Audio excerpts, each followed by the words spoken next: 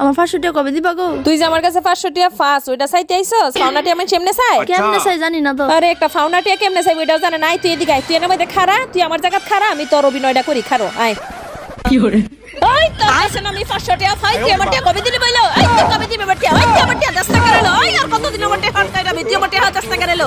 বুঝছস এমনে সাউন্ড লাগে ফাউনাটি। তুই কি আর ফাউনাদার গলার মধ্যে জোর নাই, যা আবার নতুন করে আসা। বুঝি এবার পারবো। এজমাই তাড়াতাড়ি আয়। এ আমার টাকা তুই কবে দিবি লা? এই নে নে তোর টাকা ধর ধর তোর 500 টাকা ধর।